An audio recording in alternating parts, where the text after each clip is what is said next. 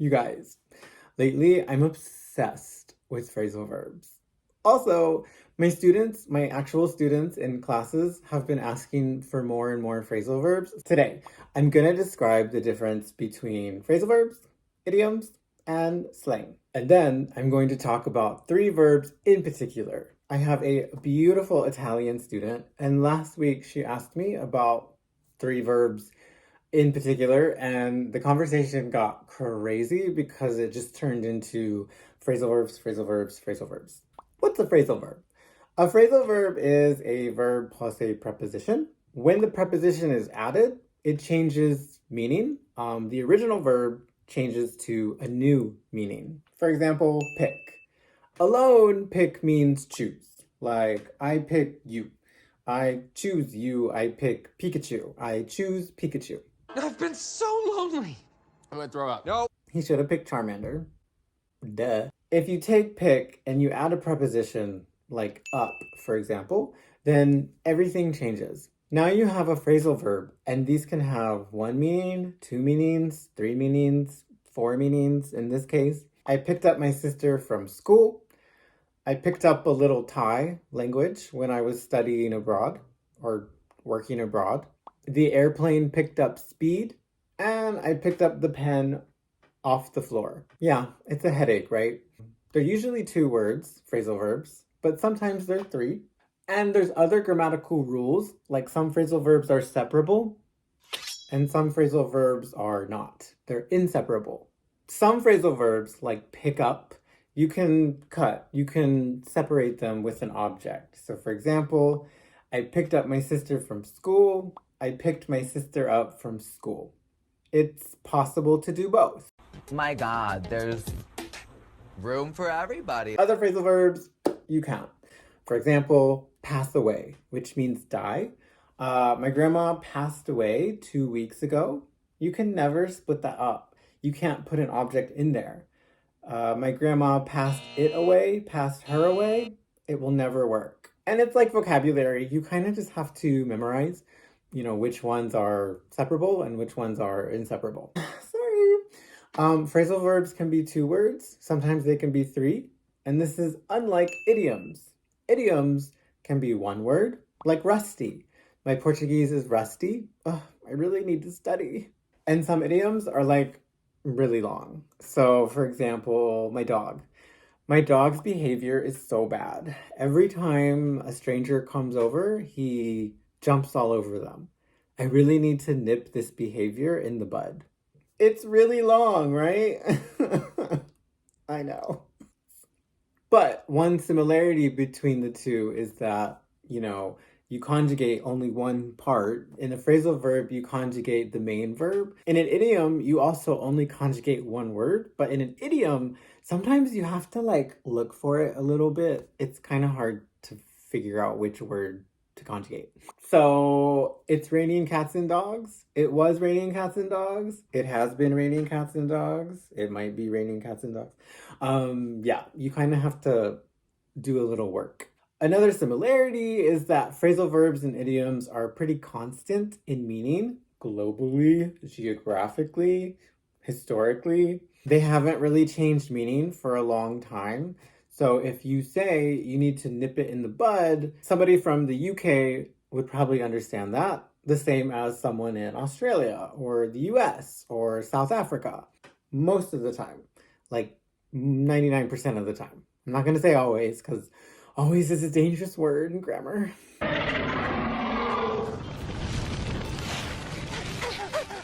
But this is different than our sister slang. Slang is not constant.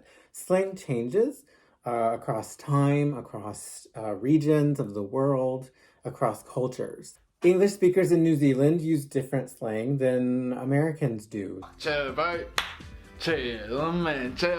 Than South Africans do, and British people do. I saw my guy the other day. Yo, he had me benning.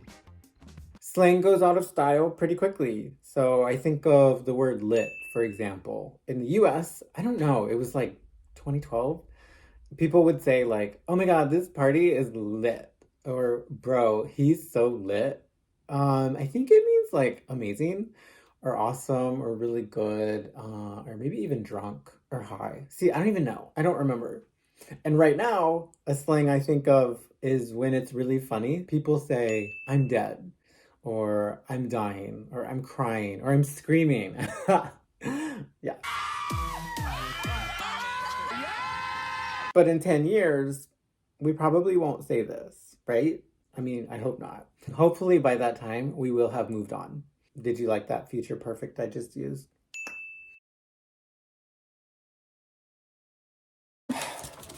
Okay, that's my little introduction. To my student's question. Last week, she asked me, she was having trouble with pick, take, and bring. She was having trouble using this word talking about restaurants or picking up food from restaurants. She said, I want some takeout. I want to pick up some food. So let's talk about these words alone. So we said pick means choose, like I picked a red dress. I picked my nose. Fine. When you add prepositions like up, it gets crazy. I'll give you one more. Let's add pick out. This is actually very close to choose. I need to pick out a dress for prom. This is the most important day of my life. I have to get prom queen. So we're good on pick. Let's go to take. Take is different. Take is a very collocational verb in English. We use it with so many words, so many nouns. For example, take a test, take a shower, take notes, take medicine. I just refilled my prep, boys. Don't forget, it's important. You're welcome.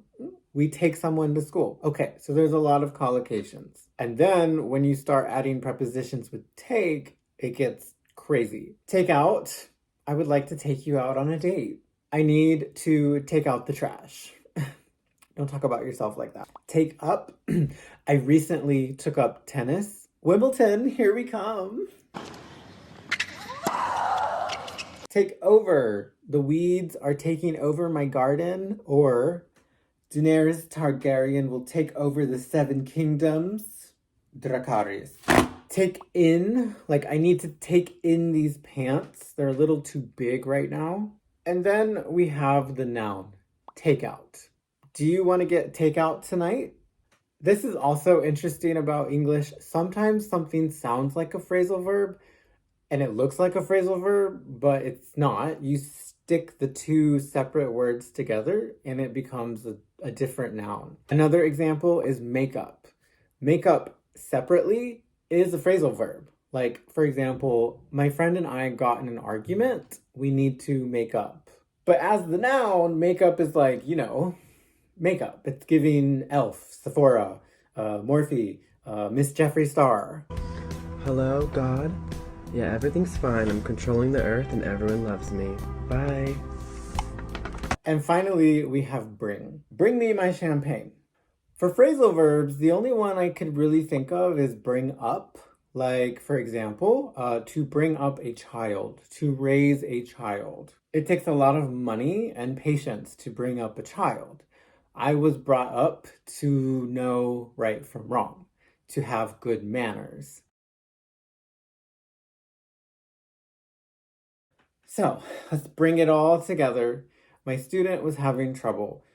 She wanted to get some food and she didn't know which combination of words and verbs is best. She said, Mike, I need to bring home food. I need to take out food. I need to pick up food. Here's what I told her. You can say, I'm going to pick up some food from the restaurant. You can also say, I'm going to get some takeout from the restaurant. And if you are talking to someone at home, you can say, I'm going to bring home some food from the restaurant. Pick up. Order on the phone, order on the app, and then go get it. Phrasal verb plus an object. Take out. You need some type of verb in front of this noun. And you can even use pick up. I'm going to go pick up the takeout. And bring, you need an object. I am bringing home what? I'm bringing food. I'm bringing home food. I'm bringing food home. Whew. So, hopefully all that makes sense. I'm sure it doesn't. This video is kind of random, but I really like making videos that come from questions in my lessons. It's usually a little advanced. It's usually quite complicated, but that's why they ask. And it's fun for me. So, if you have other questions about phrasal verbs, idioms, or whatever, let me know. And that's it. So, bye.